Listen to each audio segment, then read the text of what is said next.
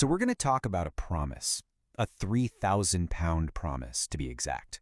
But this is really a story about trust, how you place it in someone close to you, and what happens when that trust gets turned into a weapon in the most chilling, calculated way. All right, let's get into it. Just listen to those words. I don't know how much longer I can do this. That's from a woman named Aisha Mahmood, and you can just feel the desperation, can't you? That single sentence, that's the sound of someone at their absolute breaking point, someone who's been holding her entire world together with both hands. Okay, so who is Ayasha? Let's paint a picture. We're in Bradford, and we meet Ayasha. She's 42, works as a healthcare assistant, and to say she's under a lot of pressure, well, that's a massive understatement. So what does her life actually look like day to day? Well, first, her husband, Imran, has been diagnosed with multiple sclerosis, so he can't work anymore. That means Aisha is the sole earner for herself, for her husband, and for their 5 kids, who are between 15 and 20. She's working nonstop, picking up every extra shift she can, just trying to stay ahead of the bills. You know the ones that show up with those terrifying red letters on them. She's doing absolutely everything she can, but as she put it herself, she feels like she's drowning. And it's right there, at that moment of pure desperation, when she's at her most vulnerable, that what looks like a solution just seems to fall into her lap. It comes from a trusted friend, no less. And this, right here, is where the story really takes a dark turn. Okay, before we get into what happened next, we need to talk about a specific kind of scam. It's called Affinity Fraud. The reason it's so dangerous, and honestly, so effective, is because it totally bypasses our normal BS detectors, you know? The scammer doesn't come at you like a stranger. They wiggle their way into a group you already trust, like a church, a community group, a professional network. They prey on that built-in trust. They don't look like an outsider, they look like one of us. So, who's the person that comes into Aisha's life? Her name is Ghazala Din. And she wasn't some shady character in a trench coat. Nope, she was introduced as a lovely woman, someone who just wanted to help. And I want you to pay close attention to how she built this trust. It was so calculated. Ghazala didn't just walk in and talk about money. Oh no. She brought biscuits for the family. She knew each of the kids' names and greeted them personally.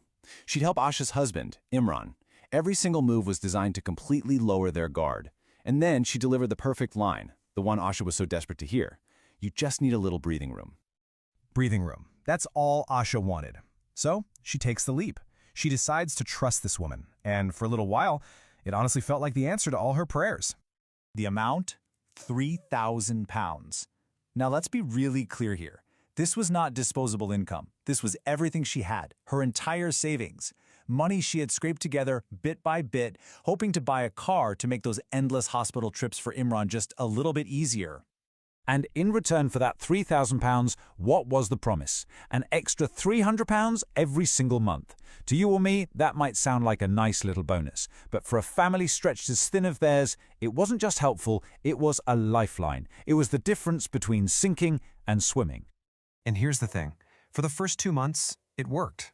The money showed up just like she promised, and you can see the immediate, tangible impact.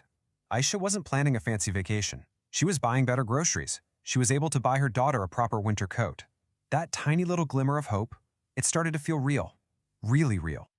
But hope, especially when you're that desperate, can be incredibly fragile. And Aisha's was about to be completely and utterly shattered. This is the moment it all came crashing down. Just look at how fast it happened. Month 1, payment comes through. Great. Month 2, payment comes through. Perfect. Then month 3, nothing. Just silence. Aisha starts sending messages. They're ignored. She tries calling, straight to voicemail. She even goes to the address Ghazala gave her and finds a vacant building. The trap had just snapped shut. And this is where the two realities just collide. On one hand, you have Ghazala's promises. You can pull your money out anytime. The reality? The money was gone.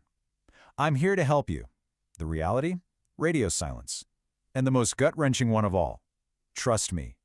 The reality? Going to the police only to be told it's a civil matter. You know, her son, Zain, really put his finger on the heart of the betrayal.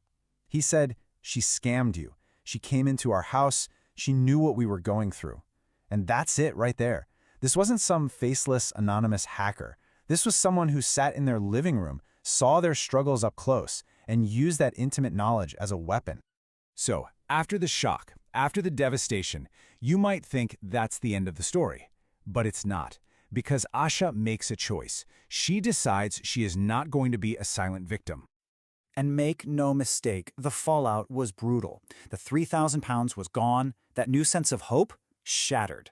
Aisha had to start picking up even more shifts. Her daughter had to put her university plans on hold. But in the middle of all that awfulness, the family did what they always do. They pulled together. And this is the real turning point. Aisha decides no more. Staying quiet is not an option. She takes all that pain, all that anger, and she turns it into a new mission, to go public and make sure this never, ever happens to another family. And she's not just shouting into the wind. She's smart about it. She's methodical. She starts documenting everything, every message, every bank transfer. She starts reaching out, trying to find other people who might have been tricked. She's not just telling a story, she's building a case, brick by brick. And this, I think, is the most powerful takeaway from her entire experience. Scammers like this, they thrive on silence. They count on their victims feeling too ashamed, too embarrassed, too isolated to say anything. And Asha realized that the only way to fight back is to be louder than that silence. Which really brings us to the big question at the end of all this. Aisha's story is heartbreaking, but it's not just about one person or one scam. It touches on something that's inside all of us. It makes you wonder, right? What is it about that deep human need for hope, for just a little bit of breathing room, that can lead good, smart, careful people to put their trust in the absolute worst person imaginable?